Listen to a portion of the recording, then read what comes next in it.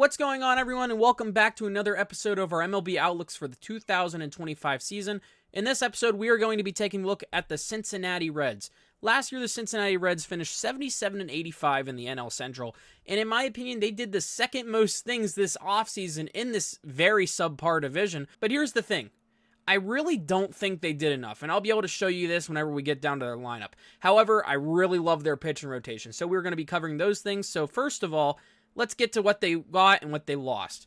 So here's their free agent tracker for this offseason. They were able to re-sign Nick Martinez to the qualifying offer, 1 year, $21.05 million.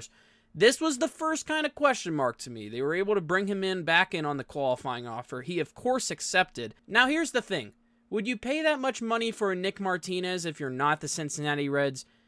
I don't think so. I don't think the Reds were banking on him accepting that qualifying offer, but if you're Nick Martinez, why wouldn't you? I mean, the Reds are keeping him around, but I really don't think he's worth that much money. He can be good, but here's the thing. It's very 50-50. They lost Jacob Junis to the Guardians. They lost Buck Farmer. They kept Austin Wynn's minor league deal. They lost guys like Ahmed Rosario, Justin Wilson, Ty France, Luke Maile, but they were able to keep Brent Suter to add to their bullpen for 1 year, $2.5 million.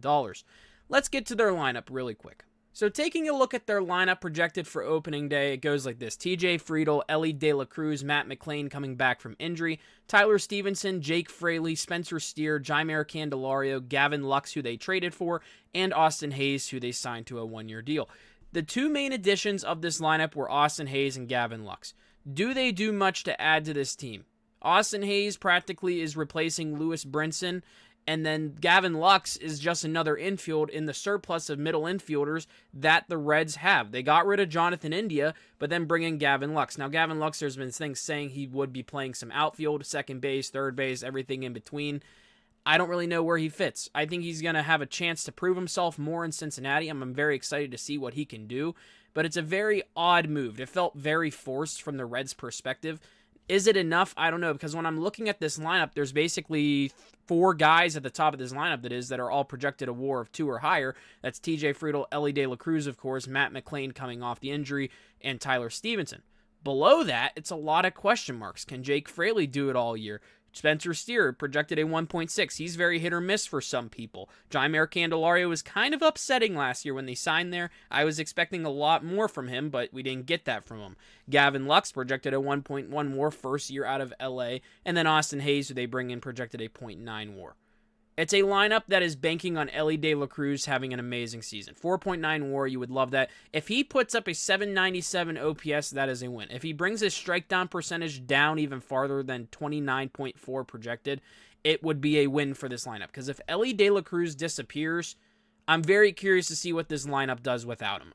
If he goes on a massive slump, I'm very curious to see if Matt McLain will be the Matt McLain we saw a couple years ago when he was a rookie. I'm very curious to see if TJ Friedl could carry it. Tyler Stevenson is a very underrated catcher in my opinion, but can those guys carry a lineup? It is a lineup banking on a lot of questions, just like the Pittsburgh Pirates, which we'll get to in a couple of videos from here, because both these teams are in a state of question, in my opinion. They are in a state of they want to be good enough, but they haven't done enough, if you know what I mean here. But both those teams, however, we'll get to that in a second with the Pirates later down, but both these teams, in my opinion, have great rotations. Let's get into the pitching staff. Okay, so the starting pitching staff of the Cincinnati Reds will be going as following. Hunter Green, Brady Singer, who they traded Jonathan India for the Kansas City Royals. Andrew Abbott, very underrated. Nick Martinez, of course, accepting that qualifying offer to stay. And Nick Lodolo, another underrated guy. Hunter Green, they have projected at a 3 WAR, 3.9 ERA. Hunter Green will be a Cy Young candidate this year. I might be posting some award predictions down the line. He might be up there for a Cy Young winner because Hunter Green is a very underrated pitcher. I think if he pitched in a major market that wasn't Cincinnati, he would be getting a lot more respect. But Hunter Green, in my opinion, is very gosh dang good, and he is going to be very solid. The strikeout per 9, 10.38 projected, walks per 9, 3.19. Sometimes his command is a little bit iffy, but those strikeouts, he can pitch a fastball. He really can. 3.9 projected ERA. Through Fangraphs, I think that will be lower, honestly. I think he could be around a 3.5 if he really tried.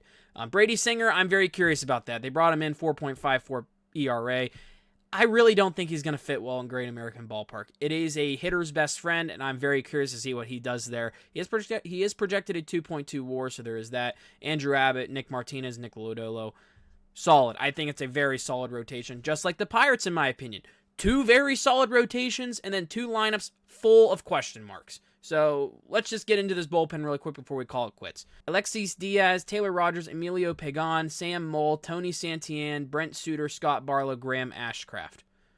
Alexis Diaz had an awful year, in my opinion, last year. It was a step back from what people were expecting. He is projected a 4.15 ERA, 28 saves. He is the closer for this team.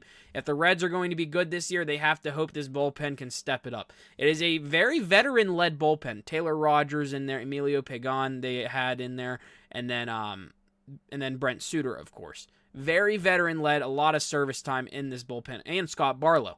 So if this Reds team wants to have success, they have to trust this bullpen and this lineup a lot. Very quick before we go, the Reds do have some prospects I really like coming up. Chase Burns, who they drafted last year. Rhett Lauder, who actually got some pitching time last year. I think he's going to be very solid. Rhett Lauder, I really like. He was the pitcher actually taken next after Paul Skeens in his draft class. So I really like their minor leaguers coming up, but here's the thing.